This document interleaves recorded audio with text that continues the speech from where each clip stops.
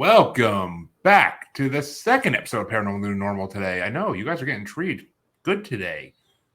Come buy me some stuff. I don't know. But I am your host, as always, Jeremy, here trying to make the world a little more normal.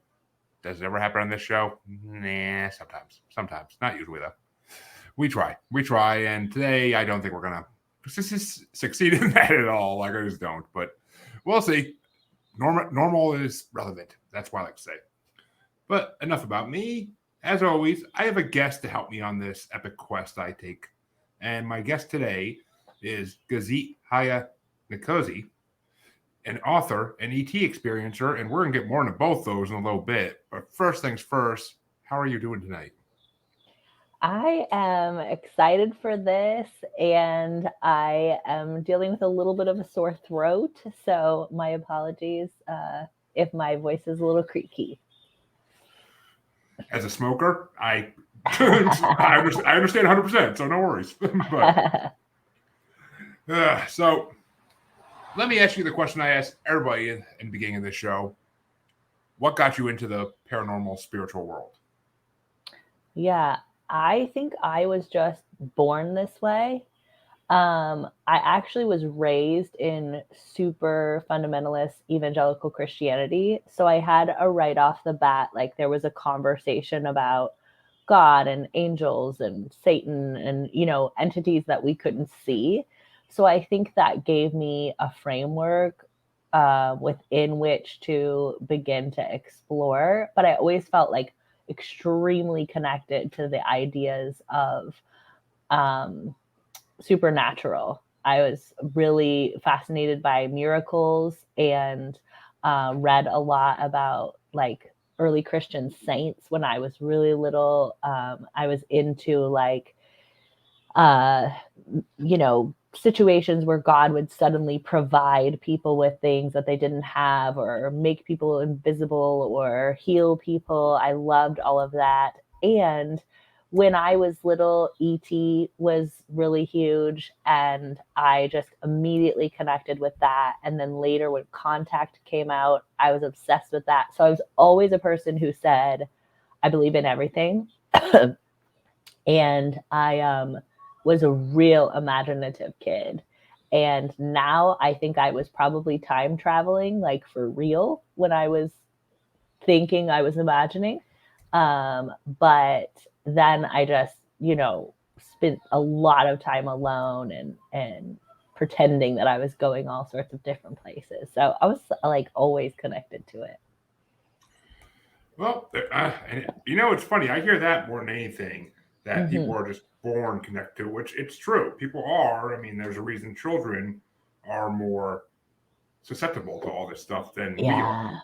Yeah. Yeah. But it's just those who grow out of it and those who don't. Yeah. Yeah. And I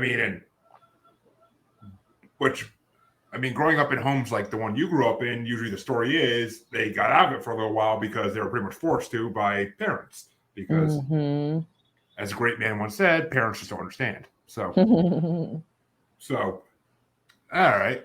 Well, the second question I ask everybody is, what experiences have you had in the supernatural, whether it be spirits, ghosts, aliens, cryptids, take your pick? Yeah. So, like I was saying, I'm pretty sure that early on I was doing time traveling as a little kid. I saw a fairy when I was little, that I was like very clear on that it was, not my imagination and I was not pretending. Um, I then, it was, that was, elementary school. And then I would say there was a pretty significant break until about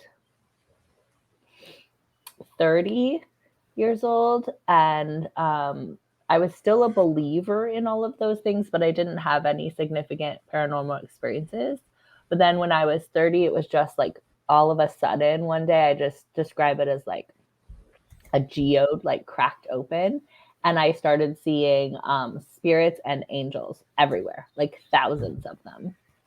Um, and I was working with a therapist at the time who was like like encouraging me in this, and told me that she like had the same experiences and that she felt like she was supposed to teach me about it, which there was some boundaries that weren't like great between that therapist, but it did open me up to really like being able to hear and see both people who have passed and like angelic type. There was a real differentiation between those two.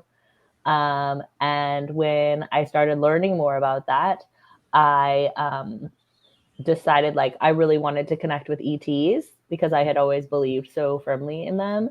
And so I started meditating specifically with the request that ETs would connect with me. And after that was when I had my first ET experience.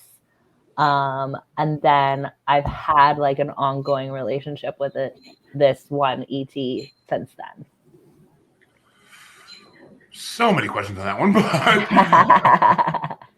I do have to say it's fascinating because I have a life coach who's a Reiki healer as well that's been doing some free sessions with me in return for advertisements, all that good stuff. So shout out to Jazzy. But she keeps telling me if you meditate with the intent of finding your spirit guides, you'll find your spirit guides. And now you just kind of confirmed that for me. So I'm like, oh, crap. Now I got to go freaking find time to meditate. But because I don't the biggest think scouter for meditation. I don't think they require you to like quote unquote meditate in any certain way. I think if you begin to regularly like even have a daily practice of before you go to sleep, like I would like to meet you, or I would like to meet my spirit guides. Or they, the spirits and the angels and the ETs, they all operate off of like strict permission. They do not show themselves unless they've been given permission, and they do not interfere unless they've been asked. So if you want their help, you really need to say, I would like your help. Or if you want to see them, you need to say like, I would like you to show yourself to me.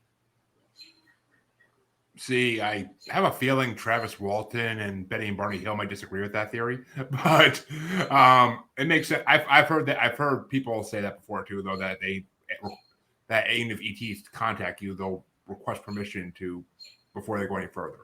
Like, yeah, I don't know what those folks would say that you just mentioned, but you're saying you like 90s alien movies, basically. He's 90s the movie. What the hell it's called? Oh, Fire in the Sky. That's the movie about Travis Walton. I don't know that. I'll look it up. I shamefully have yet to see it either myself. I watch a lot of movies for podcasting, so I don't have time to watch movies I want to watch half the time. But yeah, Fire in the Sky is about Travis Walton, and Betty and Barney Hill were the first ever alien abduction like big case in America, really, and they pretty much were all taken against their will. Like see, I think that's like a really separate. Maybe what I'm saying is like if you want to work with the guides that are like have your best interests in mind, they won't interfere unless you give them permission. But I don't know about this whole other world of like, being taken against your will and maybe beings who have malicious intent. I don't have any experience with that. I thankfully not, but because there's a thing called anal probing for a reason in science fiction culture, and it had to come from somewhere. People just didn't make up a story of, oh, these great things stuck into my butt. No, I mean it had to come from somewhere. Like it's just but then again, it's been hypothesized multiple times that there are good and there are bad extraterrestrials, and depending on the race, or not even the race, maybe. I mean, look at humans. There's good and bad humans. I was just going to say, it makes perfect sense. I mean, there's no like, I believe there's always like a balance in the universe of everything. So I don't know why we would think that ETs don't have similar things that we have. I mean, yeah, they would have same societal norms to some degree, I'm sure. But I mean, God, it actually makes me think of Secret Invasion since I've been watching that since it came on Disney Plus a couple weeks ago, and it's kind of like that whole. It's that whole idea of an alien race on Earth, and some of them want to help humans, some of them want to get rid of humans so they can Earth Yeah. themselves. So I mean, it's the same idea. Just made me think of that, and it's current. So I like to bring up some things that are current in pop culture if I can. Yeah, yeah. So the extraterrestrial that you still communicate with it, right? If I'm not mistaken. Yeah, it's funny because I actually got a tattoo like in their honor, and then I haven't heard from them since then. So that's a little confusing, but I'm just trying to be chill with it. Whatever they want, I trust them. Yeah, I mean, I could see that as being like you're letting people know we're there. Like, stop it. Yeah, maybe a little bit too open. It's also around the same time that I started talking to people about them. And interestingly, this is the tattoo. It's like two octopus on my elbow because they have the the body form when they're like on their planet is more like an octopus, and I like have a version of myself that's also on their planet that's more like an octopus. So this is like a symbol of our connection there. But I have had pain in this elbow since I got it too, which is really weird. That's synchronicities. I'm telling you, synchronicities. But Yeah. which I mean, that I yeah, they look like octopuses though. That to me is that's trippy as hell because people have hypothesized that octopuses are an alien race for a long time. Like yeah, which I didn't realize until I looked it up because when they came to my room, they had a just like more of a normal like gray form, and they told me later that they came as that because they didn't want to freak me out and they knew that was like an association that I had that would make sense.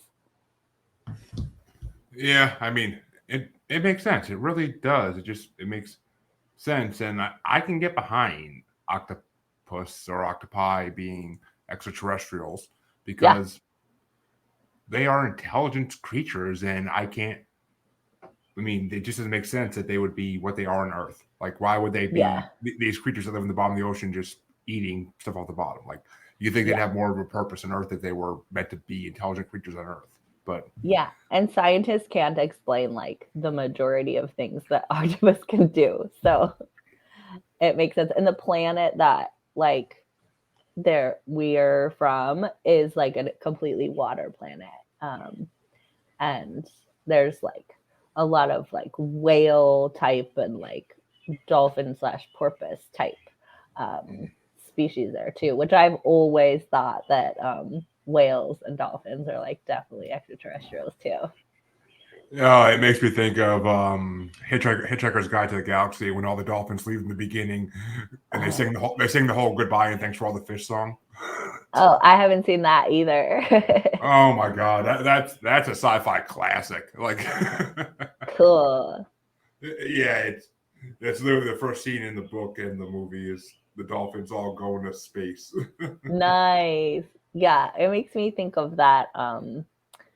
I think it was Star Trek when Spock or like goes and swims with the dolphin. I mean, with the whale. Do you remember that? And like talks with the whale. I haven't seen like the whole thing, but I've seen clips of it, and I know exactly what you're talking about. Yeah.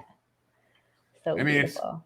I mean, it is, and I don't know. Water creatures are one of the weirdest things out there on this earth, and that's exactly, Dave. I like that. What about the shooting ink thing that octopuses do? Like, I mean, it's a defense mechanism, but why ink? Like, why do they just happen to have ink in them? And I mean, all that led to is them getting killed for people to write stuff. But I mean, and what was that cool movie where the creatures that ET creatures actually used ink to communicate, and they had like octopus tentacles for their hands? What was that movie called?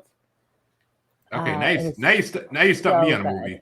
It was so good. Let me see if I can Google it. Was that no? It wasn't Signs. I'm not sure honestly, but I mean, a lot of sea creatures could be extraterrestrial. I could see that. I mean, we have sea monsters, and I honestly don't believe they were always on Earth. I believe they were. A couple of them came here and ended up staying here and just had a big old family over time, and now they're everywhere. Yeah, The movie was called Arrival. I super recommend it. Oh, It's excellent. oh. I have I seen that? I don't remember. I think I have, but I can't. I honestly can't Yeah, remember. I've the seen it. book of it is really good too. Mm. See, I mean, I don't. So, do they give you a name for the race by chance?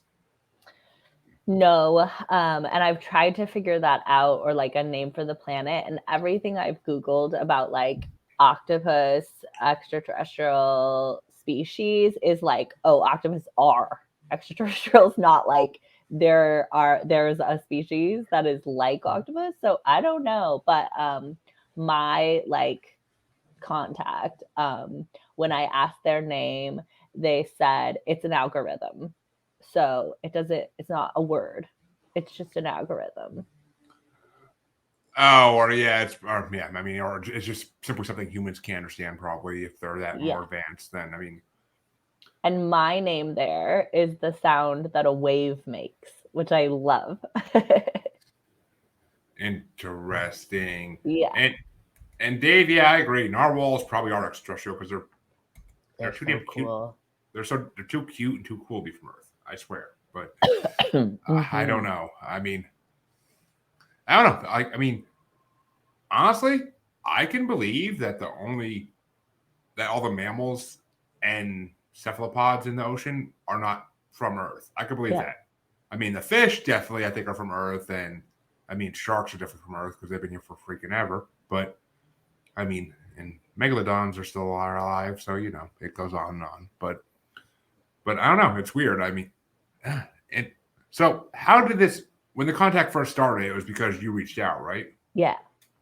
Yeah. I was meditating for, I think, a couple of weeks before they came. And that night they just came and it was very brief. And like I said, they looked like a very small gray, like really friendly, really just like sweet, non threatening. And I was like, oh my gosh, I was so excited. And I was like, you came, I'm thrilled. They were like right here where I'm sitting right now. And I was like, I want to go like with you to your ship or something. And they were like, no. And they just left. And then for like weeks, maybe even months, I was like, I want to see you again. Like, please come back. And then just one day randomly, they showed up and they were like, so now I'm just going to be here all of the time. Like, whenever you want anything, just tell me. And I'll be here to support you. And so I could feel them like with me all of the time for a big stretch of time. Like sometimes I could feel them like sort of like put like an arm around my shoulder or like just that they were like standing next to me and it just felt super supportive and encouraging. I mean, that's awesome. That's amazing. Yeah. I think a lot of us would love to have that type of support from more advanced Yeah. creatures who probably can teach us things that we don't know, Yeah. or how to deal with issues in a more intelligent way than humans typically do. But Yeah, yeah. It was so great. I loved it. And then I started to have this feeling like they were giving me so much that maybe they wanted me to like do something or had a purpose, other than just like making me feel good, you know? And yeah, so I sought out, like, I watched like every YouTube and like read every article and tried to find like other people who talked to their ET and like found out what they wanted or whatever. And I found this person who does like hypnotherapy, to talk to like with specifically people who have had ET experiences. Um, and so I met with her and we did the hypnosis and it was awesome. It was just like so fascinating. see, I've had hypnotherapists on the show, a couple of them actually, or a few of them actually, I think, Uh-huh. but I never had it done. I wanted to have it done, but then also part of me is afraid of what will come out during it. Like Yeah. it's just like even I don't know what's deep inside me. For God's sake, Yeah. I'm not that deep a person. Like I, I'm sure you are. I'm sure you have had contact if you're doing this podcast, at least in another like timeline, because in a it's past one of life those, maybe. maybe. Yeah, it's one of those things that like I'm sure you're here for a reason, and that there's a knowing in you that results in your curiosity. I mean, I've always believed, same as you, since I was in elementary school. I mean, I Yeah. was always drawn to that one book on Bigfoot. So I mean, I Yep. always was. And then once all that stuff, once they start putting all those shows on TV, like Monster Quest and Monsters Mysteries in America, like I loved it. Like I was Yeah. all over those shows, and I Yeah. used to just binge them and watch them over and over again. And I mean, Yeah. X-Files scared the crap out of me as a kid, but when I got older, I loved that too. And I mean, just Yeah. Yeah. You know what I was thinking about last night was, do you remember that Unsolved Mysteries one? I loved that too. yeah, I watched the reboot of it that Netflix did. It's good, but it's just not paranormal enough for me. It's too many Yeah. serial killers and stuff like that. And I'm like, Yeah, that I don't want to know about. Yeah. I mean, I find that stuff interesting. Don't get me wrong, I do, because I mean, being in the paranormal means you're into cults and serial killers to some degree if you're bringing a show about it. But I mean, and they do. I mean, cults fascinate me. They do. But yeah. especially the ones that have to do with extraterrestrials, like those ones. Yeah. Like I forget their name. They made fun of them in the movie Road Trip. Oh, not Road Trip. Dude, Where's My Car? They made fun of them in Dude, Where's My Car? Like they were the ones who wore like bubble wrap all around their body, and I then don't know. they ended up all committing mass suicide because they said the mothership was coming. So sad. Yeah, I'm sure you have like a parallel life somewhere or a past life. And I was actually supposed to have a past life reading done months and months ago, and I say this on every show that it comes up on. I keep forgetting to contact the previous guest who was going to do it for me, and you should totally do it. I want to. I mean, but the hard part is getting 4 hours uninterrupted so she can do it. Like it's just like, but I mean, I can work it out, but it's just, I don't know. It interests me because I want to find out who I was in the past life. Like, it's so validating. Like when I had it done, I was like, oh, my whole life makes perfect sense now. Yeah, it's super interesting. And the hypnosis, like I would encourage you to do it because you are still aware. Like you're not totally unconscious. So like if at any time you were like, this doesn't feel good, you would be able to say like, I don't want to do this. You're able to pay attention to everything that's happening. Oh, okay. I mean, every hypnosis I've ever seen has been like on a stage or actually now the ones on stage people are still conscious. They just do what they're told, no matter what stupidness is. But the thing that I thought was wild because the person like tape recorded it and played it, like sent it to me afterwards.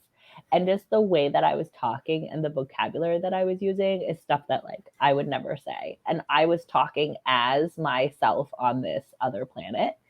So it was like that part was really validating because the way I talked was just like so clear, so confident, so concise. Like I was answering all her questions. Like she would be like, oh, well, what about this? And like, what is your ET's name? And I was like, oh, it's an algorithm. Like it's not a word. Like I would never think of having someone be named an algorithm, you know?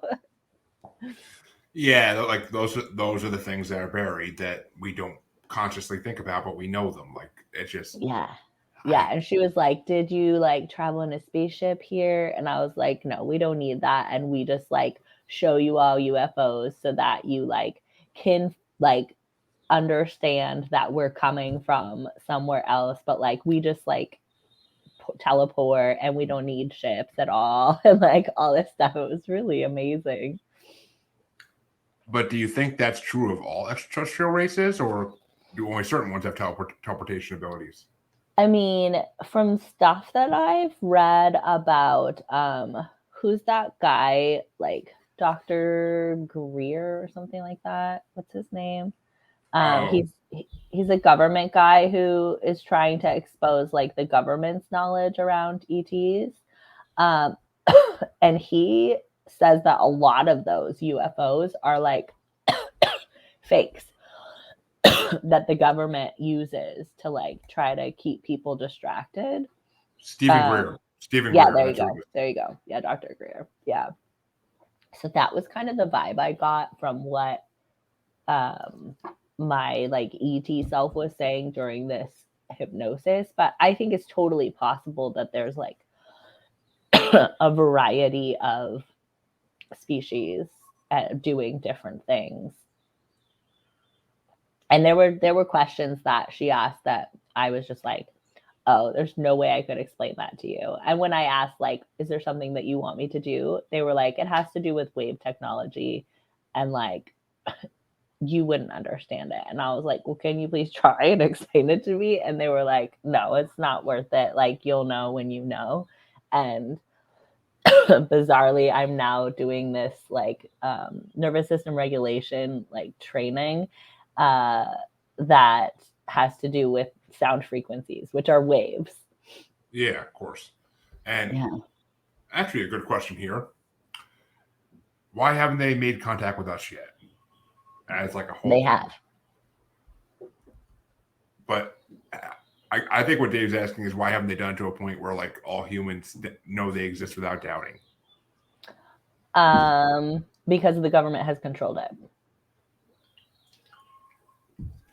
Okay, that I can believe. that I can believe in a second. That's where I was going to go with it in a minute too. But I mean, yeah, I mean the thing that just came out, right? The guy who's the whistleblower for the government, who's talking about non-human beings, and he got the like deal with Congress to be able to be protected.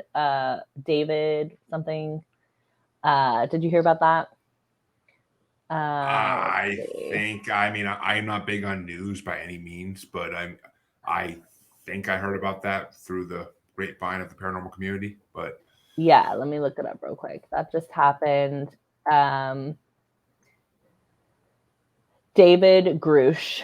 Oh yeah, okay. Yeah, UFO whistleblower. So he is saying like he's been working for the government and they've been actively like basically shutting up or killing off people who are attempting to expose this information that ETs have been with us since definitely the 20s, and that it's all like super documented, and that there's bodies and spaceships all in the possession of specifically the US government, and like other governments are working together with them. So I think that's the answer to that question. Oh, it's definitely, I mean, whatever you believe in, whether it be the Illuminati, the NWO, or even the Freemasons, like there's some global organization that's stopping it. And then I don't know why it gives me a very X-Files like feeling of like why they're hiding it. And well, if you believe in that stuff about the Anunnaki, who were the like race of aliens who basically like created us on Earth to mine gold. Have you heard about that? Yeah, I've heard that theory. A lot of previous guests who write books about Atlantis like to bring that up. Yeah, if you believe in that, then the Anunnaki are like in contract with specific like Earth hybrids who are supporting and facilitating their like rule of our planet. And so that would be like the Illuminati or the Freemasons. You know, there's probably like different factions who have like different roles, just like we have different governments who all operate globally together.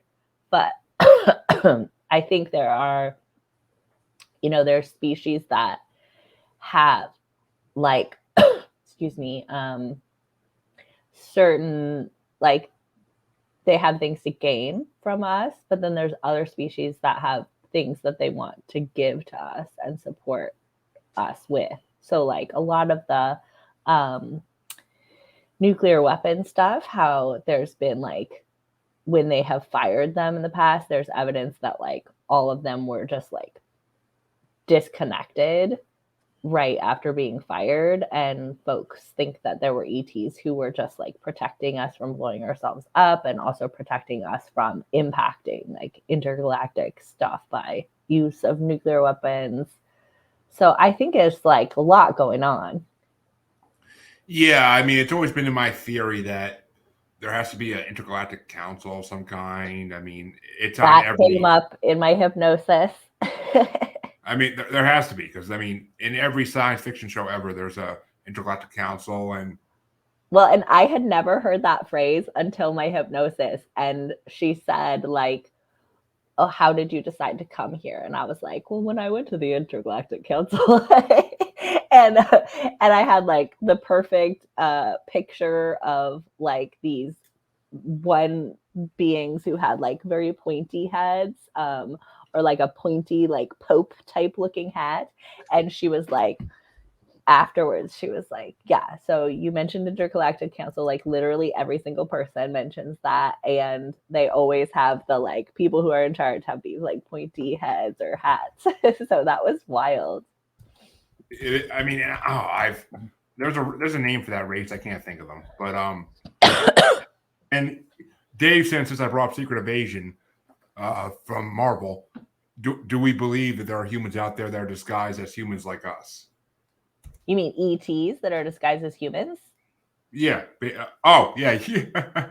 Yeah. You had a little typo there, Dave. I didn't even catch it when I read it. But yeah, there are Yeah. aliens out there that are disguised as humans. Like, Yeah, I think there's lots of us like me who are like parallel life that we're also something else in the well, intergalactic, and that like I'm here as a human. I'm not disguised per se, but well, I am disguised. okay. There's a difference, and I'll get into more about what I think. I'll get into more about what I know about what you're talking about. But what Dave was talking about is, how they say reptilians can wear human skin basically and Oh look like yeah. us. That's what he means. Is like they basically are wearing human skin suits and that they look like humans, and no one would know they're physical extraterrestrials on this planet unless they chose to show themselves. I mean, that sounds very possible. I think that when you get that feeling around someone that you're like something is really off, I think that could be definitely possible.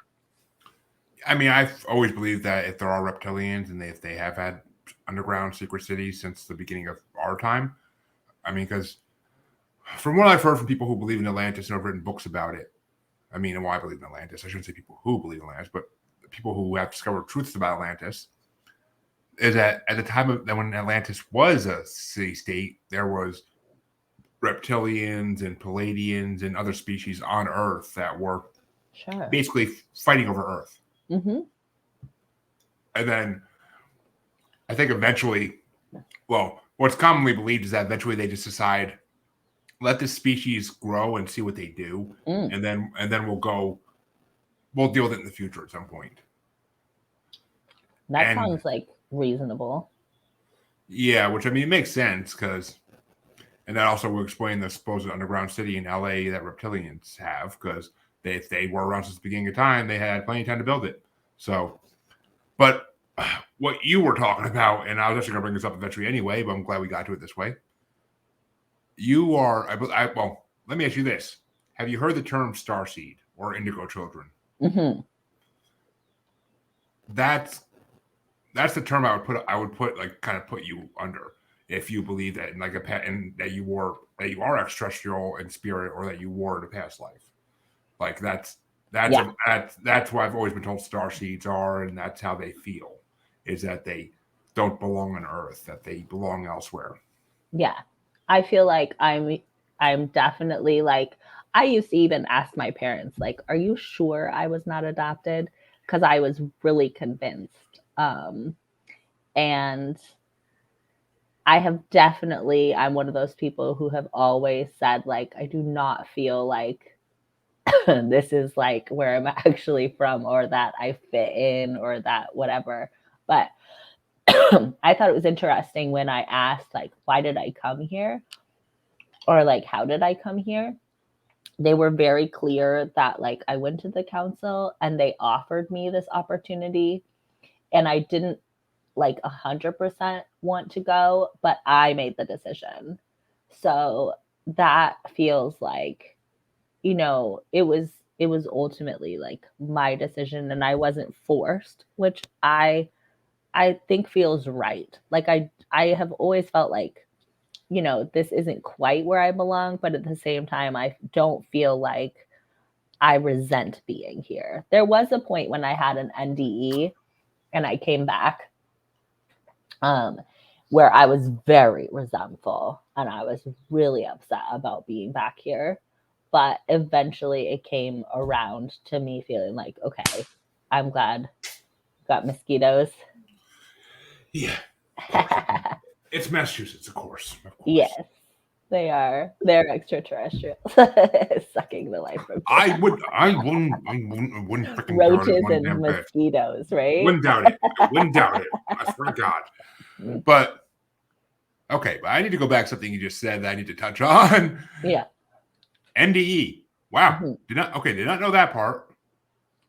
And I've had a few NDE experiencers on here, and if you don't mind, Mm-hmm. what did you see when you went to the other side? Because that's just the thing it is. Like that's always the interesting part, because everybody I've ever talked to that experienced one has different experiences. It's never the same. Yeah. I have you read the book by I should keep a list of all these references because I always forget them. You're preaching to the choir here, but yes. Yeah, he was a neurosurgeon. Yeah, Dr. Eben Alexander, and he wrote the book Proof of Heaven.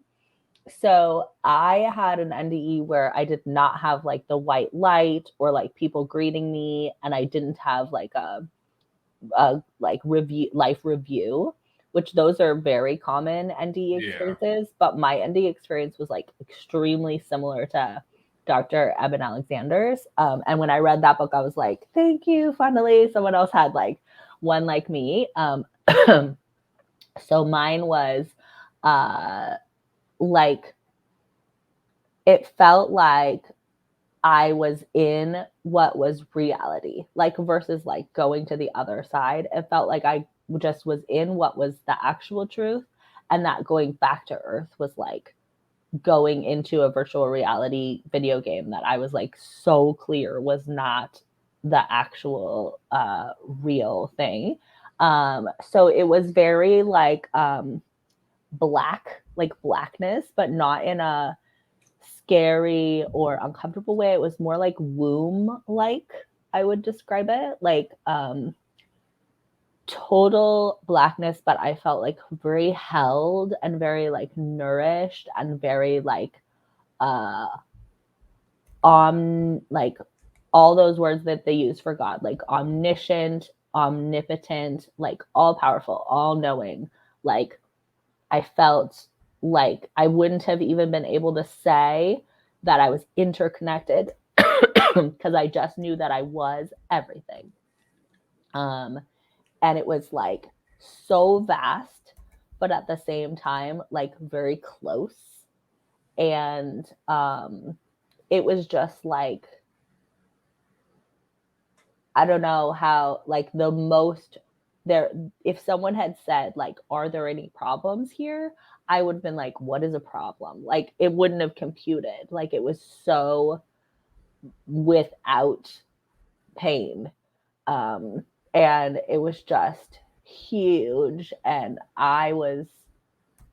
there was like no I, or there was no identity. There was no like differentiation between anything. It was just everything all at once. And it was so beautiful. And I can still really feel it. And I was really lucky because when I had my kid, when I was in labor, like 20 years later, I had a very similar experience. And I think it was like him exposing me to where he was coming from, like in that moment of him like transitioning from that world or that reality into our world.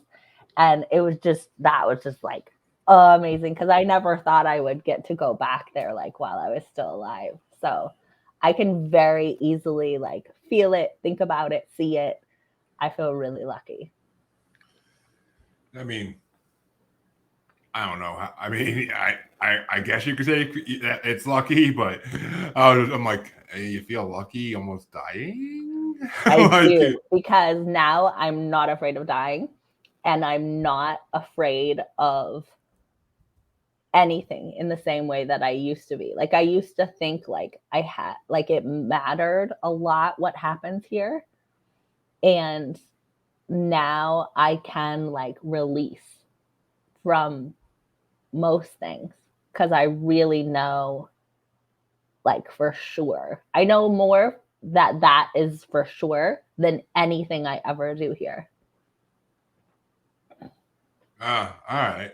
So, I mean, I guess, yeah, that makes sense. That makes sense. I mean, if you get a certain comfort of it, then I could definitely see that, and I could understand why it would be a lucky thing. I mean, see, I am an experiencer of like basically nothing, so it's so hard for me to compare anything to my own personal experiences because just like over here living this boring freaking life and nothing happens to me, you know. But it's just it is what it is. This is my purpose here. That's what I've been told, and that's why I believe. But have you ever had like a really good nap where you wake up and you're like, that was delicious? Have you ever had like just like a delicious nap? Yeah, not often, not in a long time, but I know what you're talking about. Yeah, Yeah, I know that. I know that feeling. is like a little sneak peek because I feel like we go there when we sleep. Like I a mean, it's little possible. taste. It's been hypothesized that actually the guest I just had on earlier today, he is a I forget what he would call me, but he studies consciousness. Oh, And cool. he believes that where the hell? Oh, yeah, and one of his beliefs is that dreams are just another dimension that we go to, and that they kind of that when you're in the dream dimension, you can cross over to these other dimensions that extraterrestrials come from, that we or at least that or where they are. And I mean, his whole thing was that basically it's all radio frequencies like overlapping, and that's why we see UFOs and other things like that. So yeah, totally. It's like little blips, like or like glitches. Yeah, I 100% agree. And this thing that I experienced in my NDE, I would say the best word that we have for that would be consciousness. Interesting. I would see. You know, when you want to have a near-death experience, but you don't want to have a near-death experience, it's like it's a dilemma. It's a dilemma. But it is a dilemma. But you know, I really think, Jeremy, like you could ask for these experiences. Have you? See, I like you was brought up Christian, and I became an atheist and then agnostic eventually. So I don't have a habit of asking for anything from anybody because I just don't believe it's ever gonna. I don't believe if I ask for something, it's ever gonna come true. So I mean, that's just my. I mean, that's the underlying mindset in my head, basically. But so I don't really. I mean, I don't know. I don't go around like I mean, that's not true. Sometimes I'll sit there and like in bed before I go to sleep, and I'll be like, I want this to happen. Like I'll try the whole manifestation route and see what happens, and just very rarely happens. So I'm just like, Have you ever had synchronicities? Oh God, yes. I am a huge believer in synchronicities. Well, there you go. But they never. I mean, they're never anything important. They're just little synchronicities here and there that don't really mean anything.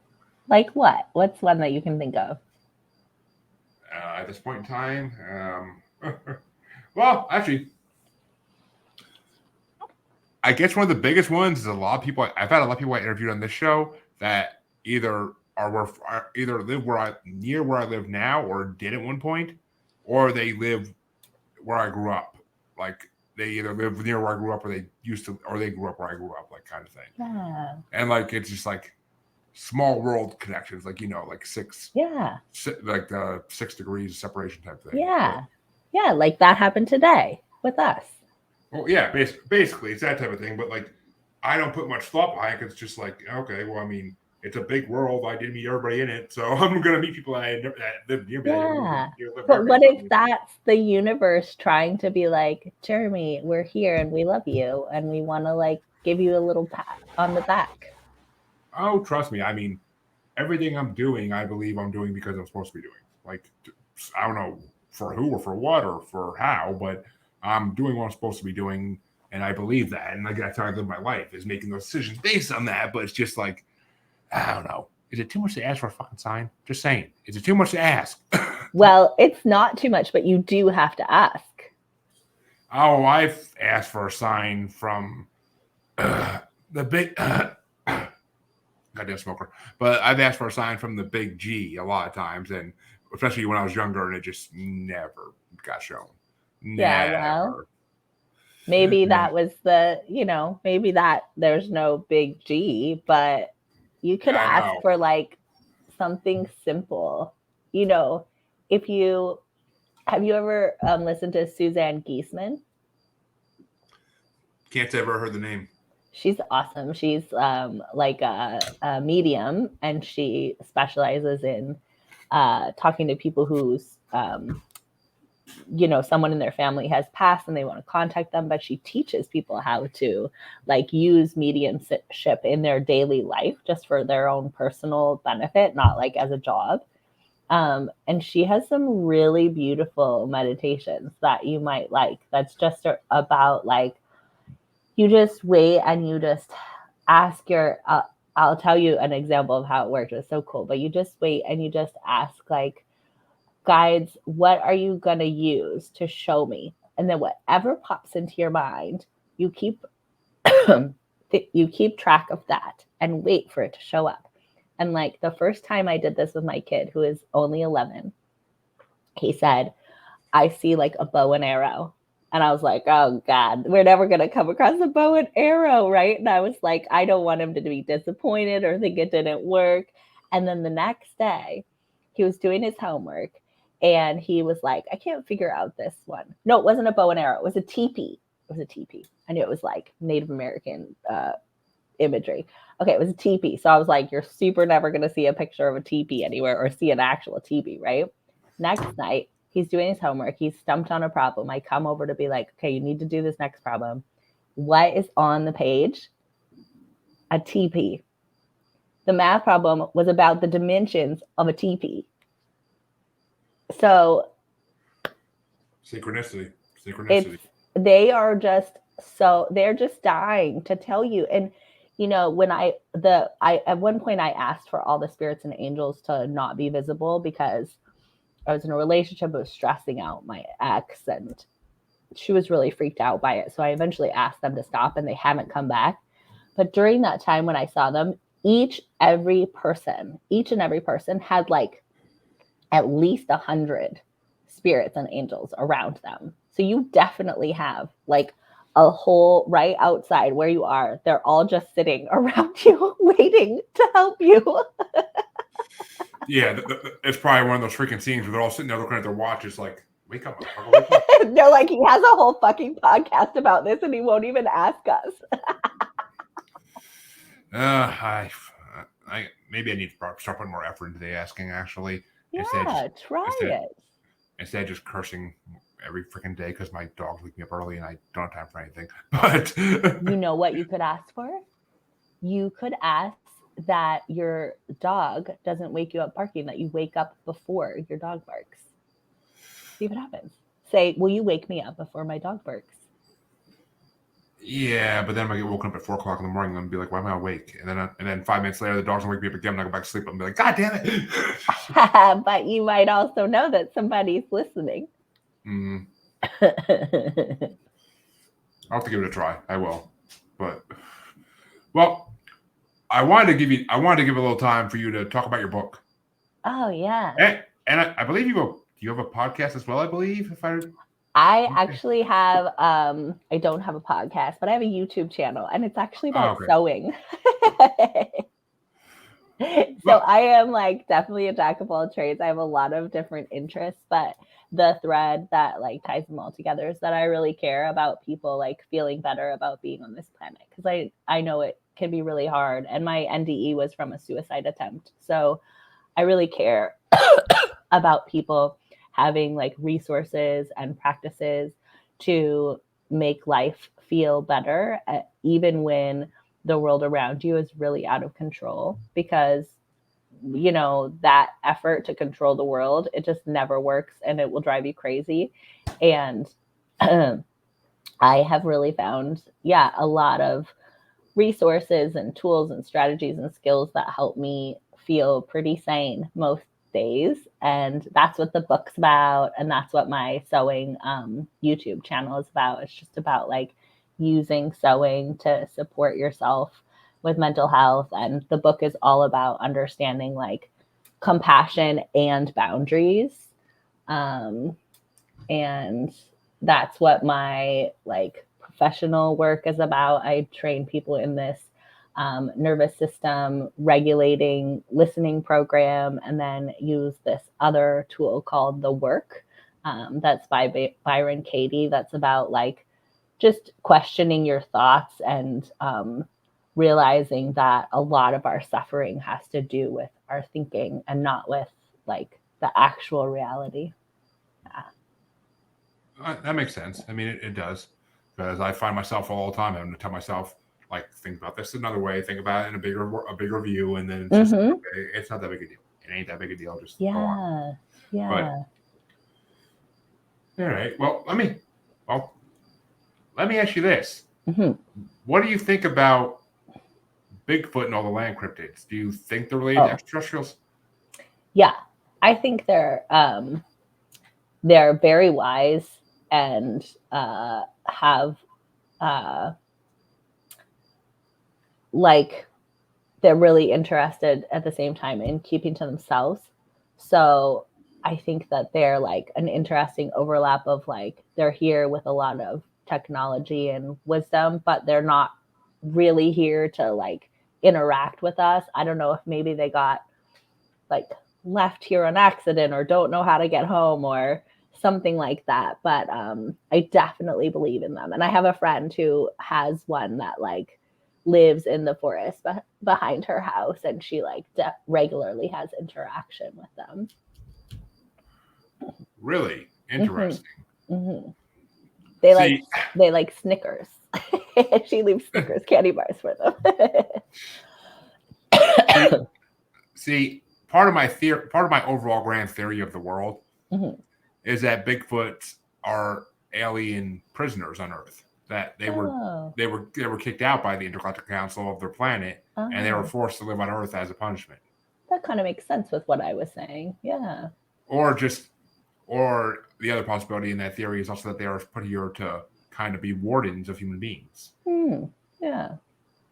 Yeah, my impression is they don't really want to be involved with us, but it sounds like you're very connected to them, and there are a lot in Massachusetts. So have you ever invited one to make contact with you?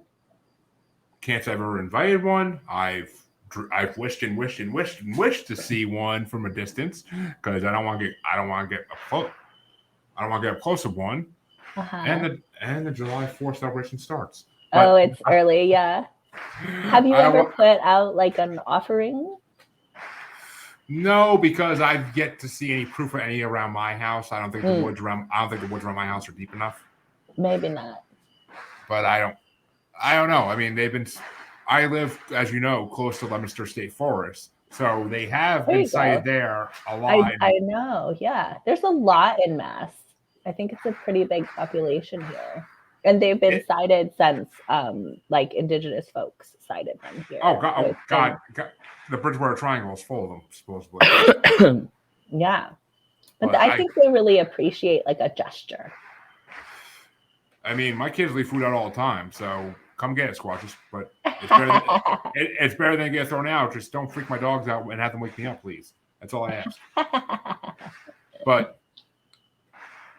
which I'm honestly surprised I'm not barking at the fireworks right now. But I don't know. I just feel, I don't know. I mean, I believe they exist 100%. I would love to see one. I would really love to be able to communicate with one, but I don't know if that will ever happen or not. I mean, or how I would even communicate. But you could telepathically communicate with them for sure. I telepathically communicate with the ET. I think that's the universal language. It is. I just don't think we all have it unlocked and the ability to do it yet. Sure. Because, I mean, as Dave said a little while ago, and I'm sorry, Dave, it took me 12 minutes to do this, but we only use 10% of our brain, and that's very true. We only use 10 to maybe 20% of our brain, if that. And as I was just saying in my last show I did today, that's what the other 80% probably holds, all these abilities that we either somebody locked them away in our brain so we can't use them, or we lock them away ourselves. It's just the way it is. And also, like with everything I've learned about the nervous system actually, like the communication pathway between, sorry, can't handle I'll be out. Thank you. Yeah. So the like communication highway between the nervous system and the brain is actually only 20% brain to nervous system and 80% like nervous system to brain. So we actually have a lot more technology in our bodies and in our gut and like our digestive system than we are taking advantage of. And like, especially in a lot of ancient Eastern traditions, the digestive system was considered like the brain. And when they have that, you know, saying like, oh, trust your gut or your gut instincts or like go with your gut, all of that is reflecting that like actually we have so much more information that we have left subconscious. And all you have to do is like pay attention to it and learn about it. And then you get to access that information. Good timing. I think they finally killed most of them, I think. But gee. How much money do you guys spend? My God. But it's funny that they're doing it today, right? Isn't it tomorrow? Oh, they do it all summer here. I mean, I used to too, so I can't complain. But all right, well, where can people find your book? Where can they find your YouTube series? Just basically promote yourself to the fullest. Okay, so my website is called anexperiencer.com. So anexperiencer.com, and everything's there.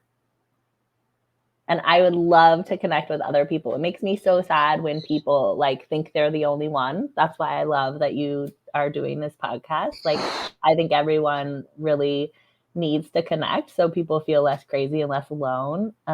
There's some really wonderful people out there who have had all these experiences, and I think it's really good to connect. So there's like a form you can fill out on there to reach out to me, and I would love to connect with anyone. Well, there you go, folks. If you feel like they can help you in any way, then please reach out, and that'd be amazing. And I'm sure Gazit would love it, and it would make their day. So I am going to wrap this up, and I am because I don't think these fireworks are going to stop anytime soon. Yeah. I am and my dogs are now barking at them. So I am very happy to have Gazit on tonight. It's been an amazing show, and thank you for coming on. I appreciate it. And thank you for having me. Any extraterrestrial experiencers welcome on this show by any means. I don't get enough of those. As soon as I saw your message, I was like, yes, yes. Like, please do come on. But well, I can't wait until you have your first experience and you share about it, because I really believe that for you. Well, anybody listens to my show will hear about it if it happens. I'm sure of that, but that'd be my first solo episode, probably. Damn. But all my listeners, you know where you can find me. Anywhere you're listening or watching this, please like and subscribe. Help my community grow so I can help promote more people, like Gazit, for instance, and more. I mean, hell, I've interviewed 160 something people at this point, so get their word out there. Get their word out there, people. But I thank you all for listening. I thank you all for watching, and I will be back. I want to say Thursday with another interview, but we'll see. And have a good night.